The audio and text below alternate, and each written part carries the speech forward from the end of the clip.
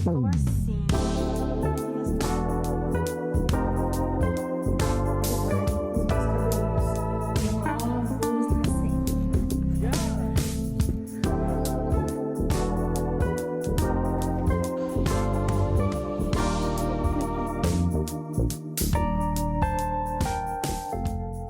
Bom dia, minhas senhoras. Hoje é dia de dar um jeito nessa lavanderia. Eu gosto de deixar a lavanderia sempre bem organizadinha porque a lavanderia é uma das coisas que eu acho mais chatas de fazer nos cuidados da casa. Pra mim, assim, o legal é só colocar roupa pra lavar, mas tirar, né? Aí dobrar, guardar roupa pra 4 pessoas. É muita coisa. E é uma coisa que eu tenho que fazer todos os dias. Se eu não faço todos os dias, acumula, vira pilha de roupa. Principalmente porque a gente tá no inverno, e no inverno usa muitas camadas de roupa. Então eu tenho que manter a lavanderia sempre o máximo organizada e isso saiu um pouco do meu controle. Então hoje eu vou organizar, vou mostrar pra vocês como é a minha lavanderia, o tamanho da minha lavanderia e a gente vai organizar juntas. Então essa aqui é a minha lavanderia. A máquina de lavar roupa, o cesto para as roupas e um armário. Esse armário não veio na casa, a gente que comprou e eu pedi pro Ricardo instalar aqui pra mim. A parte dos cabos aqui atrás, teve que fazer um buraco no armário e tal, pra passar o cabo da máquina direitinho. Esse armário eu comprei no IKEA e ele é mesmo pra essa função, pra máquina de lavar roupa ficar embaixo, então por isso que o espaço geralmente dá direitinho. Essa nossa máquina de lavar roupa, ela é lava e seca. Faz pouco tempo também que a gente tem essa máquina, foi quando a gente mudou pra essa casa, em agosto do ano passado. Eu decidi por comprar uma máquina de lava e seca, porque no inverno, pra secar roupa aqui em Portugal é terrível, porque chove muito. Olha, aqui que é o meu varal e não bate sol, tá vendo? Bate sol em outros apartamentos, mas aqui no meu não bate sol. Então agora, pelo menos, eu consigo secar de casa. A conta de luz vem um pouco mais alta, mas vale muito a pena, porque nos outros anos a gente acabava levando na lavanderia e era muito complicado, porque eram sacos e sacos de roupa pra levar pra secar, era muito trabalhoso, então foi uma compra que valeu 100% a pena. E a situação atual do armário é esta aqui.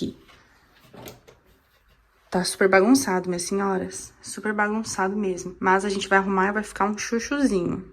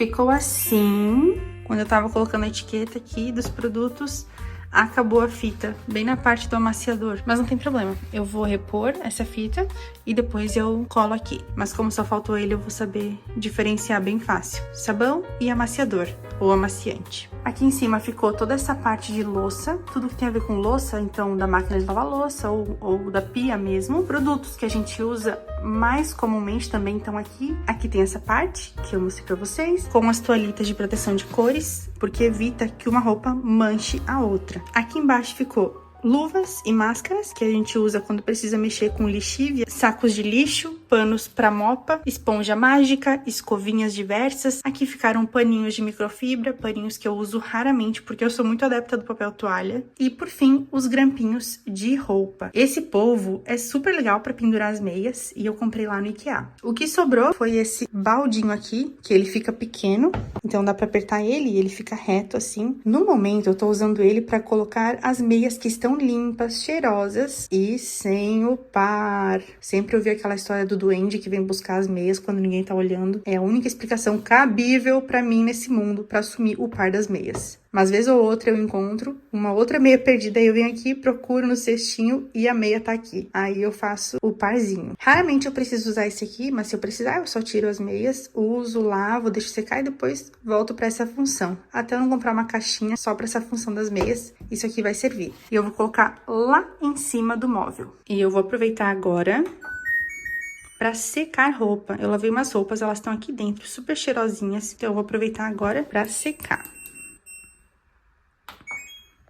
Todas as casas que eu já morei aqui em Portugal, que foram 5 casas que eu já morei aqui em Portugal ao longo desses anos. Dessas 5 casas que eu já morei aqui, essa é a primeira casa que a gente alugou, que a máquina de lavar roupa não fica embaixo do balcão da pia. Aqui é super comum, lavanderia não existe em casa, é realmente só uma máquina de lavar embaixo da pia, encaixada como os outros eletrodomésticos. Nessa casa que a gente veio morar, quando a gente fez o contrato do aluguel, não vinha nenhum eletrodoméstico incluso, só vinha mesmo o móvel, a bancada da pia, com algumas gavetas, as portas para guardar panelas e tudo isso. Então nem tinha espaço para máquina aqui embaixo, mas não foi ruim, a gente colocou naquele cantinho ali, que é onde também tem o cano da máquina, e aí eu consegui colocar esse armário. Mas isso para mim é novidade, porque nunca teve esse espaço, inclusive, em cima da máquina. Sempre foi junto com a pia, a máquina de lavar roupa aqui. Só os apartamentos muito novos, modernos, ou então se a pessoa, claro, faz uma reforma, que ela vai fazer uma lavanderia, uma coisa separada da casa.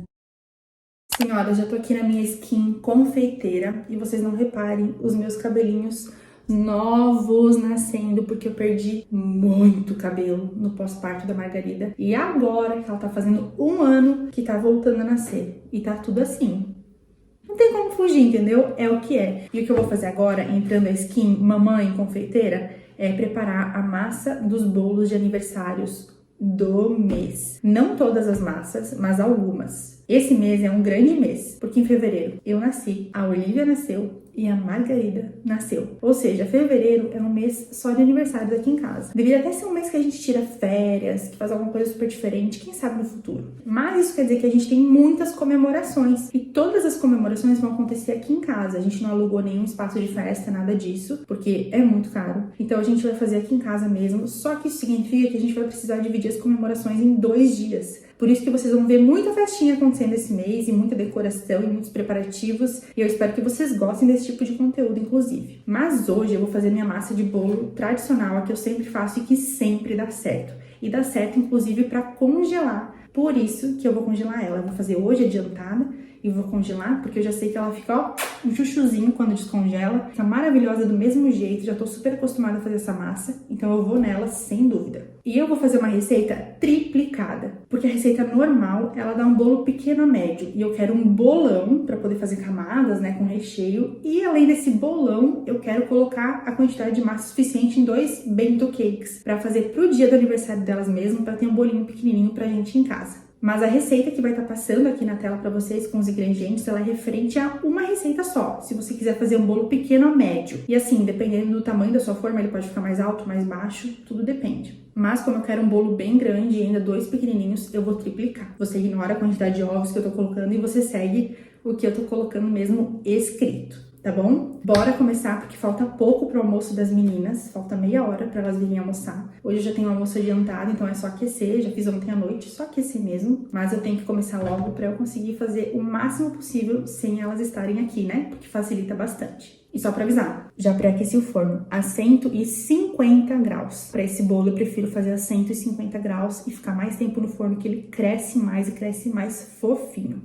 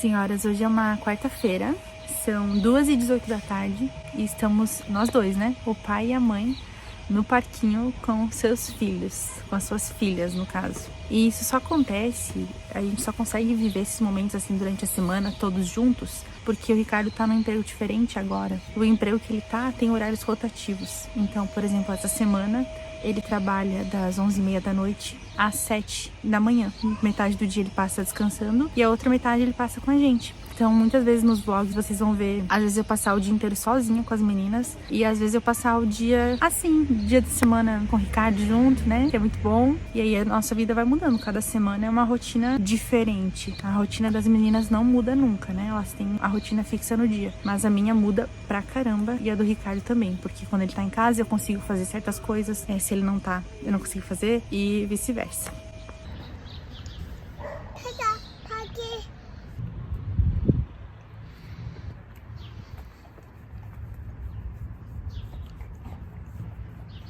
Como que é o nome da mamãe? Não. Como é o nome da mamãe? Não. Júlia. Júlia.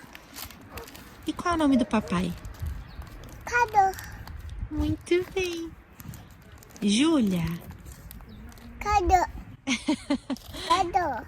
Ricardo. Júlia e Ricardo. A mamãe e o papai. Sempre que vocês me virem aqui, perto do sofá ou no sofá, é porque lá vem história. Hoje a história é sobre como eu tirei a chupeta da minha filha de 2 anos. Hoje a gente tá completando 1 mês sem a chupeta. E assim, na verdade, quando eu tirei a chupeta dela, ela tava com 1 ano e 11 meses. Quase 2 anos. Só pra vocês terem noção, quando eu decidi dar a chupeta pra minha filha, eu já sabia de todos os malefícios da chupeta. Eu tinha ouvido já muita coisa ruim sobre a chupeta, como deformava os dentes, como fazia mal por causa do plástico, como podia causar confusão de bico, pipipipopopó. Eu sabia de tudo isso, todos os malefícios da chupeta, e ainda assim eu quis oferecer a chupeta pra ela. Principalmente porque essa minha filha, minha primeira filha, ela nasceu de 37 semanas, com inúmeros sinais de um bebê prematuro. Então, apesar de no papel ela não ser considerada prematura, ela tinha todos os sinais de um bebê prematuro. Ela não sabia nem chorar direito, pra vocês terem noção. Ela também demorou muito tempo pra abrir os olhos, pra começar a ter esse contato de olhinho aberto. Ela foi um bebê realmente com muitos sinais de ser prematura, e isso também se deve ao fato de que ela não estava mais recebendo nutrientes na barriga por causa da pré-eclâmpsia que eu tive. E pra fechar com chave de ouro, ainda no parto, ela foi um pouco machucada, porque foi um parto instrumentalizado. Então ela nasceu com o queixinho um pouco machucado, mas sem o reflexo da sucção. Então sabe aquele primeiro contato que as enfermeiras colocam um bebê no seu peito, né? Elas te ajudam ali na primeira mamada. Não aconteceu. A minha filha não sabia mamar, ela não fazia o movimento da sucção. Ela foi aprender esse movimento de sucção depois de uns 15 dias de vida. Ela ainda não tinha despertado para esse movimento. Então você imagina que durante todos os dias que eu passei no hospital, depois do nascimento dela, que foram dias além do normal, porque eu ainda tava com a pré-eclâmpsia, ainda não tinha melhorado, mesmo depois do parto, ela não sugava, ela nem abria a boca. As enfermeiras tinham que manualmente abrir a boquinha dela, encaixar, e ela não fazia nada, gente. Ela ficava de olho fechado, só ficava ali. Onde a gente colocava ela, ela ficava. E demorou uns 3 dias pra eu convencer as enfermeiras de que eu tava certa da minha decisão de dar mamadeira. Isso porque no hospital que eu tive a minha bebê, ele é contra mamadeiras, ele é contra chupeta, tudo isso tem toda uma filosofia envolvida. Só que pra mim, gente, eu falo bem de coração pra vocês, eu nunca tive o sonho da amamentação. Nunca tive esse sonho da amamentação, nunca foi uma coisa que eu almejei. Eu sempre pensei, o que será? Será. Então eu logo de cara vi que não tava funcionando. Por ela nunca ter sugado meu peito, eu não tive aquele hormônio que fez eu produzir o leite. E pelo hospital ter essa política, as enfermeiras tentavam sempre fazer com que eu desse no copinho pra ela, virasse o copinho na boca dela pra ela engolir. Um trabalhão. E elas então acataram a minha decisão e trouxeram uma mamadeira pra menina. E aí quando ela bebeu o leite na mamadeira, pela primeira vez ela bebeu leite de verdade, porque a mamadeira é bem mais comprida, né? A gente pega um bico que é bem mais comprido, então chega mais lá atrás e ela consegue só com a língua lá atrás e fazendo o leite descer. Quando eu vi isso acontecer, eu fiquei super feliz que eu tinha comprado uma chupeta. Uma coisa que eu observava nos bebês que usavam chupeta, eu percebia que realmente assim era uma ajuda muito, muito, muito boa pros pais. E eu até comprei a chupeta antes mesmo dela nascer, e foi aí quando eu vi que ela tava se dando tão bem com a mamadeira, que eu pensei, poxa, a chupeta vai ser maravilhosa pra ela. E dito e feito. Ela não foi um bebê resistente à chupeta, ela foi um bebê que pegou super rápido a chupeta, e foi uma bênção. A minha filosofia de vida com ela era usar a chupeta só na hora de dormir. E assim foi. Quando eu fiz o treinamento de sono dela, o objeto de apego dela pra ela pegar no sono tranquila era a chupeta. Até que a minha segunda filha nasceu. E quando a minha segunda filha nasceu, a minha primeira filha tinha 1 ano e 18 dias. E o que aconteceu? Ela viu a minha segunda filha, que era uma recém-nascida, com muita chupeta o tempo todo, e ela começou a pedir chupeta o tempo todo. E nesse momento, gente, a gente tem que saber escolher as nossas batalhas. Eu tinha 2 bebês, uma recém-nascida que não dormia, com muitos problemas de cólica e tudo mais, eu tava com baby blues, e eu tinha do outro lado uma bebê que queria usar chupeta porque via a irmã usando chupeta. É claro que eu dei a chupeta pra ela mais vezes. Ainda assim, eu conseguia tirar dela distraindo com outra coisa e dava na hora de dormir, mas de vez em quando ela pedia e eu dava. Eu ia nessa valsa, assim. Até que, agora, mais próximo dos 2 anos de idade, quando ela fez aí 1 ano e 9 meses, 1 ano e 10 meses, ela começou a criar uma dependência muito grande da chupeta durante o dia mesmo. Então, assim, ao invés de sair pra brincar, ela primeiro pedia a chupeta. E se eu tentava distrair, não tem negociação. Ela quer a chupeta. Oi, Terrible Two, tudo bem? Pois é, ela começou a insistir pelo uso da chupeta. E que a chupeta tava atrapalhando a vida dela. Porque ao invés dela falar, ou dela cantar, que ela adora cantar, ou ao invés dela interagir com a irmã dela, ou brincar com a boneca, que ela sempre brinca, né, conversando, lendo historinha pra boneca, ela tava sempre com a bendita da chupeta na boca. E foi aí que eu percebi que, assim, enquanto a chupeta era um benefício, tudo bem. Agora que a chupeta virou realmente um malefício e que tá atrapalhando a vida dela mais do que ajudando, tá na hora de tirar. E isso porque, gente, é natural, né? Nós somos pais e mães que querem sempre o bem dos nossos filhos. E pra ela, eu vi que tava mais atrapalhando do que ajudando. Então, aquele plano que eu tinha feito com meu marido, da gente tirar a chupeta quando ela fizesse 3 anos, foi por água abaixo. Acordei, um belo dia de manhã, ela tinha acabado de comer, tava na hora de brincar e ela só queria saber da chupeta. Vamos jogar a chupeta no lixo. Foi do nada que eu decidi. E na hora que eu tomei a decisão, eu sabia que eu não ia poder voltar atrás. Eu falei pra ela que agora ela era uma criança e que a chupeta era coisa de bebezinho, que a gente ia jogar a chupeta no lixo, porque ela não precisa mais de chupeta. Não precisa. Ela é grande, ela não precisa mais. Pois ela pegou a chupeta e jogou no lixo. Eu não acreditei. Só que, gente, é claro que ela não sabia as consequências daquilo, né? Eu fiquei feliz da vida, pensei, nossa, minha filha é um ser muito evoluído. Ela jogou no lixo a chupeta, entendeu tudo. Não, né? Ela jogou a chupeta no lixo, toda decidida, voltou pro quarto e pediu, cadê a chupeta? E aí começou o meu trabalho de fato. Eu nunca mudei a minha conversa com ela, sempre foi a mesma, falando que agora ela era uma criança e que crianças não usam chupeta. Quem usa chupeta é o bebezinho, ela não precisa. E aí eu e meu marido, a gente começou a fazer a chupeta como uma coisa ruim mesmo. E ela começou a absorver aquilo ali e começou a repetir isso também. Chupeta chupeta no lixo. Começou a lembrar. Toda vez que ela pedia chupeta, eu falava essa mesma coisa. Só que é claro que ela teve os momentos de abstinência, né, gente? O desmame da chupeta. Nos primeiros 3 dias teve muito choro, o que é natural, porque era um objeto que ela tinha ali de apego e esse objeto agora não existe mais. Só que foi nessa hora, quando eu vi ela sofrendo tanto, gente, por causa da chupeta, que eu tive certeza que eu tomei a decisão certa. Ainda bem que eu tirei essa chupeta. Então eu me preparei aqui, ó, pra estar presente com ela nos primeiros dias. Eu sabia que ela ia precisar de muito colo, de muito carinho, ela ia precisar que eu cantasse pra ela. E foi exatamente isso que eu fiz. Nos 3 primeiros dias, sem a chupeta, ela demorou muito pra pegar no sono, tanto na soneca quanto no sono noturno. Ela demorou cerca de 1h30 pra conseguir dormir sem a chupeta, coisa que ela deitava na cama e apagava em 5 minutos. Isso é uma adaptação normal. Só que eu sabia que era pro bem. Então o propósito aqui, o bem maior, ele vale muito mais a pena. Vale muito mais a pena ela chorar por 3 dias, mas ter uma vida totalmente diferente sem a chupeta, do que eu deixar ela dependente daquele negócio pra sempre, que isso vai só adiando uma coisa que vai ter que acontecer em algum momento. Dei todo apoio, gente. Em nenhum momento eu briguei com ela. Em nenhum momento eu falei ríspida com ela que chega de chupeta. Eu sempre fui muito paciente. Eu sabia que ia ser difícil. E eu dei muito apoio pra ela, dei muito carinho pra ela. Uma coisa que funciona muito pra acalmar ela. Talvez você queira tentar com seu filho também. Mas eu dava muitos tapinhas assim, sabe? Olha,